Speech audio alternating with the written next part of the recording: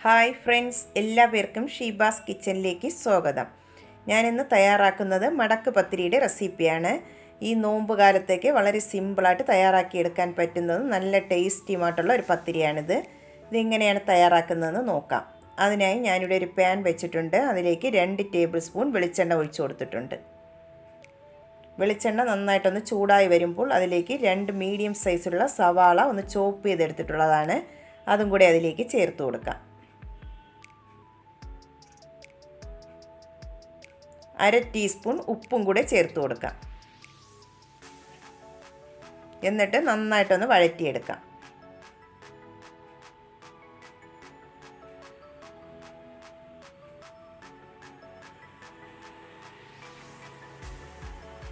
സവാളയെല്ലാം നന്നായിട്ടൊന്ന് വഴന്ന് വന്നിട്ടുണ്ട്. അതിലേക്ക് ഇനി ചേർത്ത് കൊടുക്കുന്നത് 2 പച്ചമുളക് ചെറുതായിട്ടൊന്ന് കട്ട് ചെയ്തെടുത്തിട്ടുള്ളതാണ്. അതും കൂടെ ചേർത്ത് കൊടുക്കാം. 1 ടേബിൾ സ്പൂൺ ഇഞ്ചി വെളുത്തുള്ളി പേസ്റ്റും കൂടെ ചേർത്ത് കൊടുക്കാം. ഇഞ്ചി വെളുത്തുള്ളിയുടെ പച്ച ടേസ്റ്റ് മാറുന്നതുവരെ ഒന്ന് വഴറ്റിയെടുക്കാം.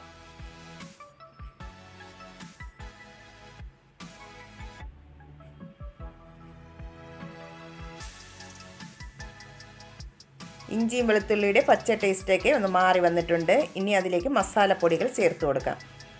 1 ടീസ്പൂൺ കാശ്മീരി ചില്ലി പൗഡറാണ് ചേർത്ത് കൊടുക്കുന്നത്. 1/2 ടീസ്പൂൺ മഞ്ഞൾപ്പൊടി, 1/2 ടീസ്പൂൺ ഗരം മസാല, 1 ടീസ്പൂൺ മല്ലിപ്പൊടിയാണ് ചേർത്ത് കൊടുക്കുന്നത്. എന്നിട്ട് മസാലയുടെ പച്ച ടേസ്റ്റൊക്കെ മാറി വരുന്നതുവരെ ഒന്ന് മിക്സ് ചെയ്തെടുക്കാം.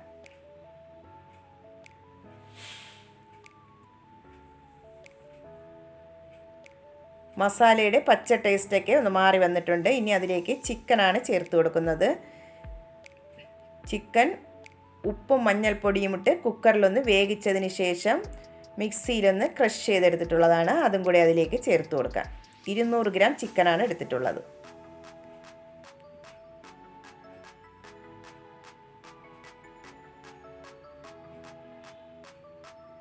ചിക്കനും കൂടെ ചേർത്തതിന് ശേഷം എല്ലാം കൂടെ ഒന്ന് മിക്സ് ചെയ്തെടുക്കാം.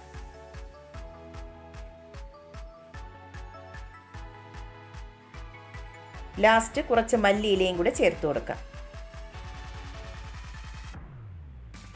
മല്ലിയിലയും കൂടെ ചേർത്ത് എല്ലാം കൂടെ നന്നായിട്ടൊന്ന് മിക്സ് ചെയ്തെടുക്കണം.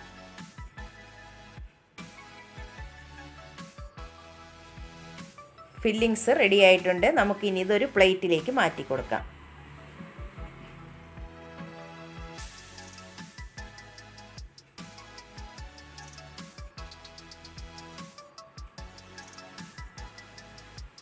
അടുത്തതായി ഒരു ബാറ്റർ തയ്യാറാക്കിയെടുക്കണം. അതിനായി ഞാനിവിടെ ഒരു മിക്സിയുടെ ജാർ എടുത്തിട്ടുണ്ട്. അതിലേക്ക് 2 കോഴിമുട്ട പൊട്ടിച്ചത് ഒഴിച്ചു കൊടുക്കാം.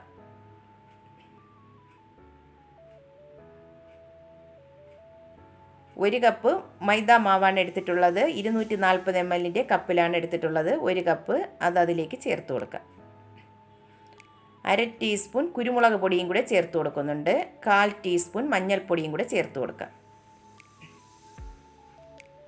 1/2 ടീസ്പൂൺ ഉപ്പും കൂടെ ചേർത്ത് കൊടുക്കാം. എന്നിട്ട് ഒരു 1/4 കപ്പ് വെള്ളം ചേർത്ത് ആദ്യം ഒന്ന് അടിച്ചെടുക്കാം. ആവശ്യമുണ്ടെങ്കിൽ പിന്നീട് വെള്ളം ചേർത്ത് കൊടുക്കാവുന്നതാണ്.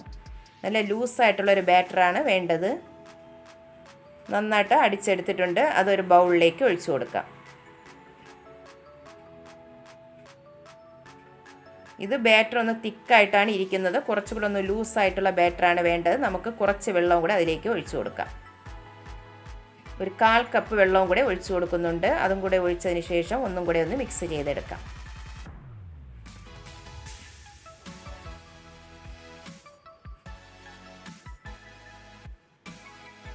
ഇതുപോലെ വേണം ബാറ്റർ ഇരിക്കാനായിട്ട്. ഒരുപാടങ്ങ് തിക്ക് മാവാൻ പാടില്ല, ഒരുപാടങ്ങ് ലൂസ് മാവാൻ പാടില്ല. ഇതുപോലെ വേണം ഇരിക്കാനായി. ബാറ്ററും ഫില്ലിങ്സും റെഡിയാക്കി എടുത്തിട്ടുണ്ട്. നമുക്കിനി പത്തിരി തയ്യാറാക്കാൻ തുടങ്ങാം. അതിനായി ഞാനിവിടെ ഒരു നോൺ സ്റ്റിക്കിൻ്റെ പാനാണ് എടുത്തിട്ടുള്ളത്. അതൊന്ന് ചൂടായി വരുമ്പോൾ അതിലേക്ക് നെയ്യോ ഓയിലോ ഒന്ന് സ്പ്രെഡ് ചെയ്ത് കൊടുക്കാം. എന്നിട്ട് റെഡിയാക്കി വെച്ചിരിക്കുന്ന മാവിൽ നിന്നും 1 സ്പൂൺ അതിലേക്ക് ഒഴിച്ച് ഒന്ന് ചുറ്റിച്ചെടുക്കാം.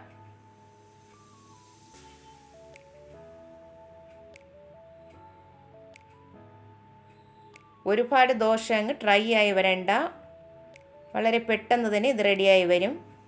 അല്ലെങ്കിൽ ഇത് ഒട്ടിപ്പിടിക്കാൻ ബുദ്ധിമുട്ടാണ്. അതുകൊണ്ട് ഒരുപാട് അങ്ങ് ഡ്രൈ ആവുന്നതുവരെ വെയിറ്റ് ചെയ്യേണ്ട. അതിനു മുമ്പേ നമുക്ക് ഫില്ലിങ്സ് വെച്ച് കൊടുക്കാം. ഒരു വശത്തായിട്ടാണ് ഫില്ലിങ്സ് വെച്ച് കൊടുക്കുന്നത്.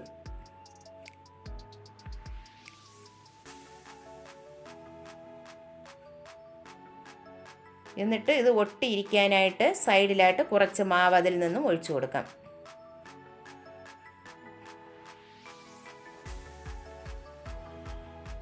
എന്നിട്ട് അടുത്ത വശം എടുത്ത് മറുവശത്തേക്ക് ഒന്ന് ഫോൾഡ് ചെയ്ത് വയ്ക്കാം.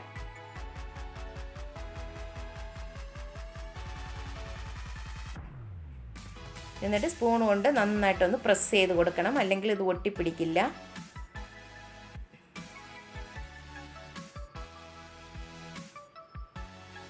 അടുത്ത് മറുവശത്തായിട്ട് ഇതുപോലെ ഓയിലൊന്ന് സ്പ്രെഡ് ചെയ്ത് കൊടുക്കണം. എന്നിട്ട് ഒരു സ്പൂൺ മാവ് അതിലൊന്ന് ജോയിൻ്റായി വരുന്ന രീതിയിൽ വേണം മാവ് ഒഴിച്ചു കൊടുക്കാനായിട്ട്. എന്നിട്ട് അതും ഒന്ന് ചുറ്റിച്ചെടുക്കാം.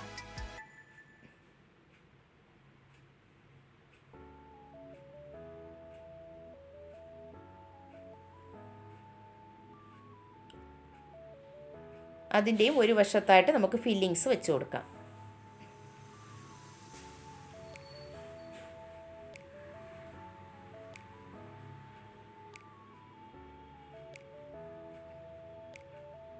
ഫില്ലിങ്സ് വെച്ചതിന് ശേഷം സൈഡിലായിട്ട് ഇതുപോലെ മാവൊന്ന് ഒഴിച്ചു കൊടുക്കാം.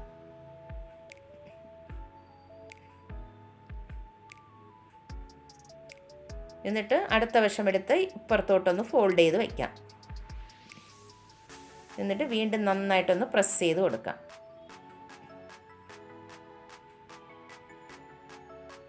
എന്നിട്ട് അടുത്ത വശത്ത് വീണ്ടും ഇതുപോലെ ഓയിലൊന്ന് സ്പ്രെഡ് ചെയ്ത് കൊടുക്കണം. എന്നിട്ട് വീണ്ടും ഇതുപോലെ അതിൽ ജോയിൻ്റായി വരുന്ന രീതിയിൽ വേണം മാവ് ഒഴിച്ചു കൊടുക്കാനായിട്ട്. അല്ലെങ്കിൽ ഇത് പൊട്ടിപ്പോവാൻ ചാൻസ് ഉണ്ട്. അതുകൊണ്ടാണ് അത് ജോയിൻ്റായി വരുന്ന രീതിയിൽ മാവ് ഒഴിച്ചു കൊടുക്കാൻ.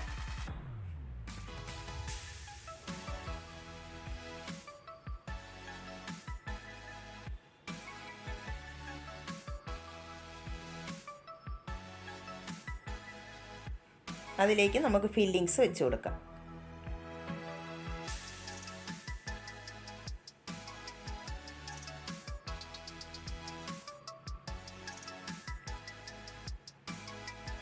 അതിൻ്റെയും സൈഡിലായിട്ട് ഇതുപോലെ മാവൊന്ന് ഒഴിച്ചു കൊടുക്കാം.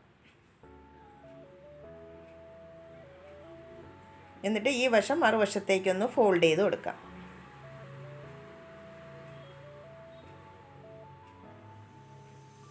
എന്നിട്ട് സ്പൂൺ കൊണ്ട് നന്നായിട്ടൊന്ന് പ്രസ്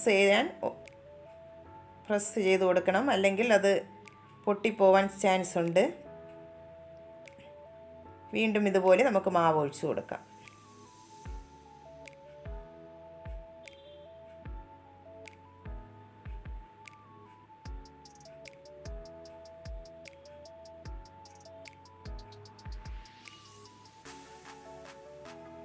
വെയിറ്റ് കൂടുമ്പോൾ ഇതുപോലെ ഒന്ന് സ്പൂൺ കൊണ്ട് ഒന്ന് സപ്പോർട്ട് ചെയ്തിട്ട് വേണം മാവ് ഒഴിച്ചു കൊടുക്കാനായിട്ട്.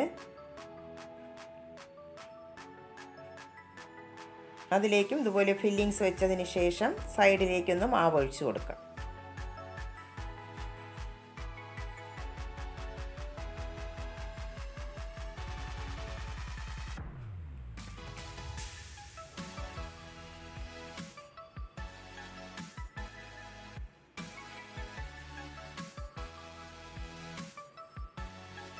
എന്നിട്ട് ഈ വശത്തേക്ക് ഫോൾഡ് ചെയ്ത് കൊടുക്കാം.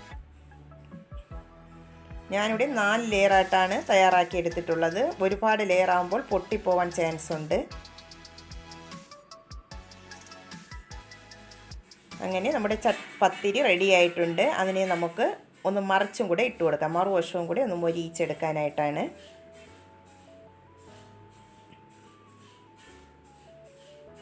അങ്ങനെ ടേസ്റ്റി ആയിട്ടുള്ള മടക്ക് പത്തിരി റെഡി ആയിട്ടുണ്ട്. നമുക്കൊരു പ്ലേറ്റിലേക്ക് മാറ്റി കൊടുക്കാം.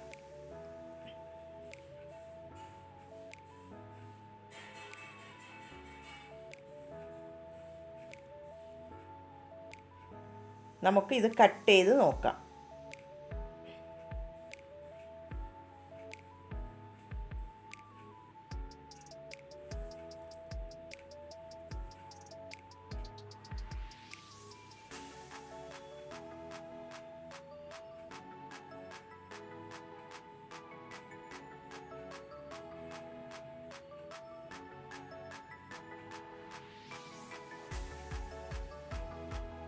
നല്ല ടേസ്റ്റി ആയിട്ടുള്ള ഒരു മടക്ക് പത്തിരിയാണിത്. ഇത് വളരെ സിമ്പിളായിട്ട് തന്നെ നമുക്ക് നോമ്പിനൊക്കെ തയ്യാറാക്കി എടുക്കാൻ പറ്റും.